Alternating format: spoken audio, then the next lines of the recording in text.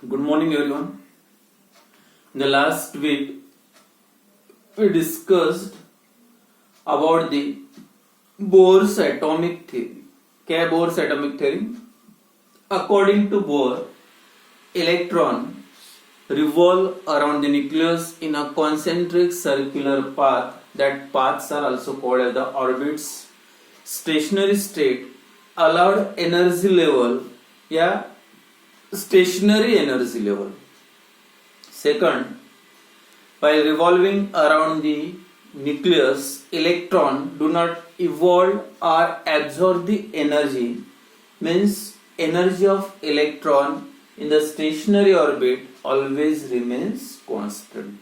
And your next important एक postulate था, electron can revolve around the nucleus only in those stationary orbit for which the angular momentum of electron should be integral multiple of h by 2 pi. यानी जब भी कोई एक orbit में electron revolve होता रहेगा तो उसका एंगुलर मोमेंटम मतलब mvr is equal to nh upon 2 pi.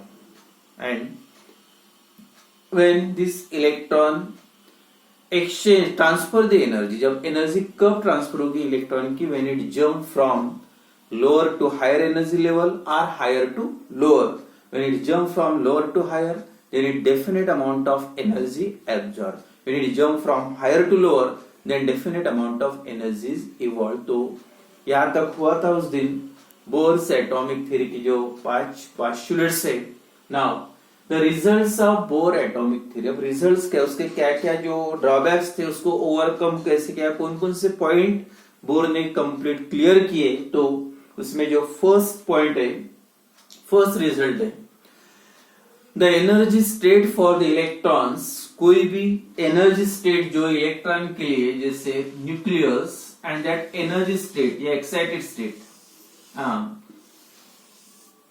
Energy state excited state energy levels बोल सकते हैं ऑर्बिट्स.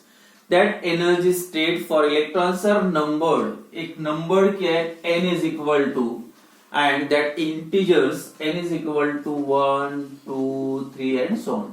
तो दैट स्टेट जो एनर्जी स्टेट है, एक्साइटेड स्टेट है, that state are numbered and that number, that integers are also called as a quantum number. जो आगे पढ़ना है आपको, quantum numbers. तो जो भी लेवल्स है एटॉमिक स्ट्रक्चर में around the nucleus, that levels को रिप्रेजेंट करने के लिए, शेल्स को रिप्रेजेंट करने के लिए जो नंबर यूज करना है, and that number is called as. तो शेल्स को रिप्रेजेंट करने के लिए कौन सा क्वांटम नंबर यूज होता है, so that quantum numbers is this n represented by n is called as a principal quantum number. तो शेल्स को रिप्रेजेंट करने के लिए, अब इसका मतलब एनर्जी स्टेट फॉर इलेक्ट्रॉन या stationary state for electron, stationery state for electron when n is equal to 1. अगर n की वैल्यू 1 है तो समझ जाओ electron present in first shell या electron present in first level orbit बोलो, फर्स्ट ऑर्बिट में या फर्स्ट एनर्जी लेवल में या फर्स्ट स्टेशनरी स्टेट में इलेक्ट्रॉन प्रेजेंट है. When n is equal to 2, अगर n की वैल्यू 2 होती है तो इसका मतलब है इलेक्ट्रॉन सेकंड लेवल में प्रेजेंट है. तो मेन जो इलेक्ट्रॉन की पोजीशन कहाँ पे है, कौन से ऑर्बिट में रिवॉल्व हो रहा, कौन से शेल में है वो, या कौन से स्टेशनरी स्टेट में प्रेजेंट है, that represented by this quantum number, and that quantum number is called as a principal quantum number that denoted by n. तो फर्स्ट जो रिजल्ट्स है, the stationary state for the electrons are numbered and that numbers are 1 2 3 4, n is equal to, and that numbers are also called as principal quantum number. तो principal quantum number आगे पूरा details में दिया है quantum numbers का.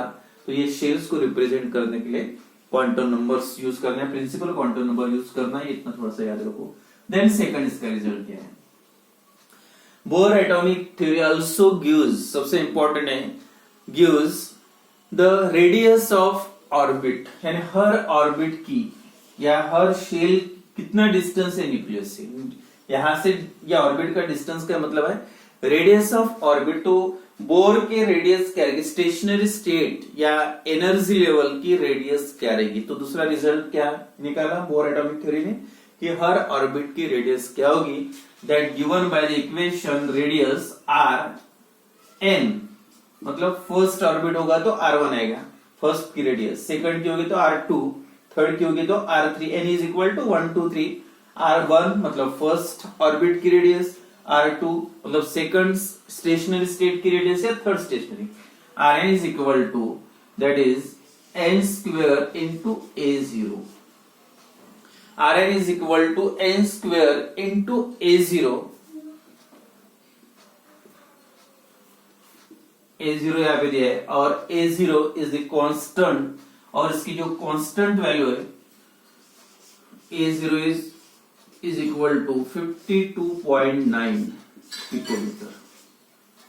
तो constant है, constant का मतलब क्या समझ में आ जाएगा, व्हेन n क्या है again principal quantum number, first level के लिए n की वैल्यू 1 है, सेकंड लेवल के लिए n की वैल्यू 2 या थर्ड लेवल के लिए n की वैल्यू 3 है। तो देयरफॉर अगर आपको फर्स्ट ऑर्बिट की रेडियस निकालना है यहां से यहाँ तक डिस्टेंस, तो क्या आएगा Rn के जगह पे आप यहाँ पे लिखोगे R1 मतलब रेडियस ऑफ फर्स्ट ऑर्बिट, क्या हो जाएगा n की value for first orbit n is equal to 1, अब n की वैल्यू 1 मतलब n का स्क्वायर 1 का स्क्वायर इंटू A0 की वैल्यू 52.9, तो आंसर कितना हो गया 52.9 पिकोमीटर, दैट इज द क्या बोल सकते हैं आप radius of Bohr first orbit and that is also called as Bohr radius.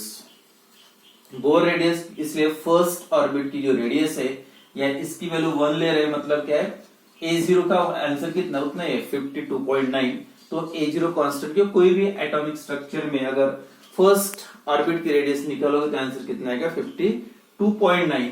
अगर सेकंड की वैल्यू निकालना है बोर सेकंड ऑर्बिट या stationary state R2 is equal to क्या करेगा, फिर से A0 की वैल्यू है 52.9, n की वैल्यू सेकंड लेवल के लिए सेकंड ऑर्बिट के लिए n is equal to 2, therefore 2 का स्क्वायर कितना था 4, दैट इज 52.9। अब 4 से उसको जो भी मल्टीप्लाई करने के बाद आंसर आएगा 4 टाइम्स इसका, that is the radius of bore second orbit. Radius of bore third orbit अगर निकालना है तो क्या करना पड़ेगा आपको, उसको थर्ड निकालना है तो 3 का स्क्वायर 9 से उसको मल्टीप्लाई करो, या फोर्थ ऑर्बिट की निकालना है, फोर्थ ऑर्बिट मतलब n की value 4, square of 4 16 into this number. So in this way you can calculate the radius of Bohr's different orbits at different stationary state, अलग अलग stationary state की आप बोर की रेडियस आप निकाल सकते। तो ये सेकंड रिजल्ट से। देन थर्ड, जैसे हर ऑर्बिट में या हर स्टेशनरी स्टेट में आप रेडियस निकाल सकते बोल के, सिमिलरली यू ऑल्सो डिटरमाइन, मतलब बोर के रिजल्ट से you also determine the energy. अब यहाँ पे फिर से एनर्जी मतलब En, energy of Bohr, energy of electron, हर ऑर्बिट में इलेक्ट्रॉन की एनर्जी कितनी रहेंगी, that En is equal to, that can also be calculated. सबसे इंपॉर्टेंट प्रॉपर्टी है ये स्पेशली बोर थ्योरी की, to determine how to determine the energy of electron in each orbit, her orbit में electron की energy क्या रहेगी। तो उसके डायरेक्ट इक्वेशन दिया है RH upon 1/n square, 1/n square joule energy के लिए जी। तो energy of electron in different orbits फिर से RH, इसके पहले हुआ है रेडबर्ग कांस्टेंट बोलते हैं RH, और वैल्यू फिक्स है 2.18 into 10⁻⁻18 जूल, तो वैल्यू ऑफ RH। अब सेम अगर आप फर्स्ट लेवल, फिर से यहाँ पे n दिख रहा, n की वैल्यू 1 है और यहाँ पे भी n है, क्या करना है RH मतलब Rydberg constant into 1/n square, और 1/n स्क्वायर का मतलब है n की वैल्यू फिर से कितनी रहेगी, फर्स्ट लेवल रही तो ग्राउंड लेवल ग्राउंड स्टेट बोल सकते हैं। तो for energy of Bohr, energy of electron in Bohr first orbit या फर्स्ट स्टेशनरी स्टेट की एनर्जी क्या रहेगी, तो क्या लिखोगे आप, E1 is equal to, first level के लिए E1 is equal to RH H value कितने, 2.18 इंटू 10⁻⁻18 और 1 अपॉन, और n की वैल्यू फर्स्ट ऑर्बिट के लिए, फर्स्ट स्टेशनरी स्टेट के लिए n इज इक्वल टू 1, 1 का स्क्वायर कितना आता है, 1 ही आता है, तो मतलब कितना हो गया answer, -2.18 into 10⁻⁻18 joule, that is the energy of Bohr first orbit की एनर्जी फिर से कांस्टेंट है 2.18 इंटू 10⁻18। अब E2 की वैल्यू निकालना है, the energy of electron in bore second orbit, या सेकंड स्टेशनरी स्टेट में इलेक्ट्रॉन की एनर्जी क्या रहेगी, तो क्या होना चाहिए, E2 फिर से -2.18 इंटू 10⁻18 इंटू 1 अपॉन, और यहाँ पे n इज इक्वल टू 2 है, और n का स्क्वायर और 2 का स्क्वायर कितना आएगा 4, जिसका जो 1/4 कर दो जो भी आता होगा, that is the energy of electron in second energy level. तो सेकंड लेवल में इलेक्ट्रॉन की एनर्जी क्या रहेगी, तो इस टाइप से आप इलेक्ट्रॉन की हर ऑर्बिट में एनर्जी कैलकुलेट कर सकते हैं। बस एक फार्मूला याद रखो, RH कांस्टेंट है 1/n², n is equal to 1 for first energy stationary state, n is equal to 2, for second stationary state n is equal to 3, for third stationary state। इस type से आप हर ऑर्बिट में electron की energy calculate कर सकते। Then number 4 या D, और क्या रिजल्ट है इसके, जैसे एनर्जी निकाल सकते हैं, रेडियस निकाल सकते हैं, और जो सेल को रिप्रेजेंट करने के लिए जो नंबर दिया उसको क्वांटम नंबर बोलते हैं। देन 4 या D results, Bohr atomic theory also used to calculate and used to explain energy of electron या radius of electron for hydrogen like atom। अब hydrogen like atom का मतलब क्या है, Bohr theory can also be applied to the hydrogen like species, या hydrogen like species मतलब सबसे पहले जो this model is proposed only for a hydrogen atom, और हाइड्रोजन की स्पेशलिटी है दैट कंटेन ओनली 1 इलेक्ट्रॉन। तो जो भी ये थ्योरी है किसके लिए, सिर्फ हाइड्रोजन के लिए, तो सिर्फ only explain the atomic spectrum of hydrogen atom, but in addition to that some species are there that also called as hydrogen like species. और हाइड्रोजन लाइक का स्पीसीज का मतलब क्या है, तो जिसके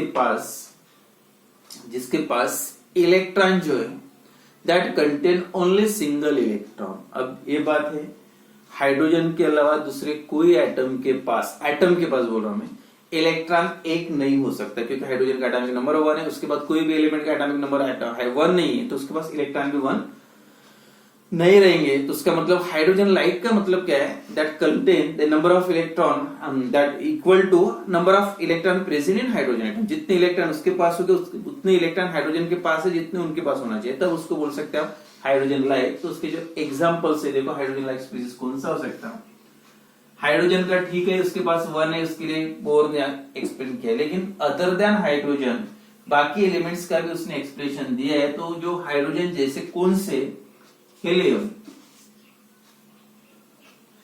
हेलियम एटॉमिक नंबर इज 2, मतलब helium के पास 2 इलेक्ट्रॉन है। Lithium atomic number 3, atomic number 2, atomic number 3, beryllium atomic number 4।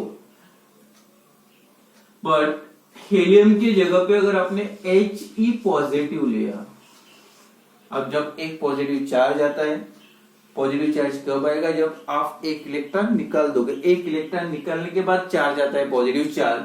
तो ये अब 2 इलेक्ट्रॉन थे, एक इलेक्ट्रॉन निकल गया, तो उसका मतलब इलेक्ट्रॉन कितने हो गए, एक ही इलेक्ट्रॉन है। अब हाइड्रोजन के पास भी एक ही इलेक्ट्रॉन है, तो उसका मतलब क्या, हाइड्रोजन उसके पास इलेक्ट्रॉन सेम है, and therefore this species is considered as a hydrogen like species. Second, lithium का देखो एटॉमिक नंबर 3 है, तो अगर लिथियम पे आप 2 पॉजिटिव चार्ज लिखोगे, 2 पॉजिटिव चार्ज, अब 2 पॉजिटिव चार्ज आ गए मतलब 2 इलेक्ट्रॉन कम हो गए, 3 में से अगर 2 गए तो कितने, एक इलेक्ट्रॉन बचे। तो therefore lithium is also considered as a hydrogen like species. या बेरिलियम का देख लो, बेरिलियम 4 इलेक्ट्रॉन्स है तो कितने निकालना पड़ेगा 3। अब 3 इलेक्ट्रॉन निकलेंगे तो 3 पॉजिटिव चार्ज, और अब कितना बचे फिर से 1 इलेक्ट्रॉन। तो दिस स्पीसीज, ये एटम्स नहीं है, this species are considered as a hydrogen like species, and for this types of species you can also determine according to Bohr theory can determine the energy of electron। अब ये elements की भी electron की energy या radius आप निकाल सकते हैं, और उसके लिए जो फार्मूला दिया है फिर से En इज इक्वल टू, थोड़ा चेंज है वो फॉर्मूले में, RH की जी डायरेक्ट मैं वैल्यू लिखता 2.18 इंटू 10⁻⁻18 एनर्जी। अब यहाँ पे 1/n² था, मैं यहाँ पे लिखता Z²/n²। Z is the atomic number of that element। Helium का एटॉमिक नंबर 2, लिथियम का एटॉमिक नंबर 3, बेरिलियम का एटॉमिक नंबर, इस टाइप से। Similarly radius Rn is equal to, वहां पे था n² इंटू नहीं a, ठीक है, n² इंटू a0, और a0 की वैल्यू कितने फिर से 52.9 इंटू n² था, तो यहाँ पे आप डिवाइड बाय z² लिखो, बस इतना है, n डिवाइड बाय z, और यहाँ पे डिनोमिनेटर में था तो न्यूमरेटर में z²। तो ये जो फार्मूला यूज करना है, यहाँ पे फिर से एटॉमिक नंबर जो भी रहेगा, एटॉमिक नंबर की वैल्यू पुट करो, z is atomic number, n is the principal quantum number, first orbit में होता है n की वैल्यू 1, सेकंड ऑर्बिट में 2। सिमिलर यहाँ पे भी बस यहाँ पे एटॉमिक नंबर ऐड करना है। तो अलग अलग ये hydrogen like species that containing single electron, इसके लिए जो वैल्यूज है इसकी रेडियस निकाल सकते हैं या उसकी एनर्जी भी निकाल सकते हैं। तो ये जो इक्वेशन से ये भी और क्लियर होता है। एनर्जी ऑफ इलेक्ट्रॉन अगर n देखोगे तो इनवर्सली प्रोपोर्शनल, नीचे दिख रहा है और z ऊपर है, तो energy of electron is directly proportional to atomic number, मतलब एटॉमिक नंबर बढ़ेगा तो एनर्जी बढ़ेगी, और इनवर्सली प्रोपोर्शनल टू क्वांटम, मतलब n किसका रिप्रेजेंट करना, लेवल, और जैसे जैसे लेवल बढ़ेगी जैसे जैसे एनर्जी इलेक्ट्रॉन की कम होती जाएगी। और यहाँ पे रेडियस का मतलब क्या है, inversely proportional to z and directly proportional to n। जितना डिस्टेंस n की वैल्यू बढ़ेगी डिस्टेंस बढ़ेगा, और डिस्टेंस बढ़ने का मतलब रेडियस भी उसकी इंक्रीज हो रही। एंड जो लास्ट रिजल्ट है बोर एटॉमिक थ्योरी का, that is the velocity of electron can also be determined by, velocity of electron can also be calculated by using bore atomic theory. It is also found that, तो velocity of formula वगैरह दिया नहीं, बस use में अगर लिखना है results में, तो velocity of electron can also be calculated by using bore atomic theory. Velocity again is directly proportional to z and inversely proportional to n। मतलब एटॉमिक नंबर बढ़ता है तो वेलोसिटी बढ़ेगी, और एटॉमिक नंबर क्वांटम नंबर मतलब n की value बढ़ती है तो वेलोसिटी कम होगी। तो ये बस 4-5 पॉइंट्स। पहला रेडियस, सबसे इंपॉर्टेंट रेडियस, एनर्जी, जो क्वांटम नंबर्स वाला पार्ट था ये, और लास्ट में velocity of electron can also be determined by using this bore atomic theory.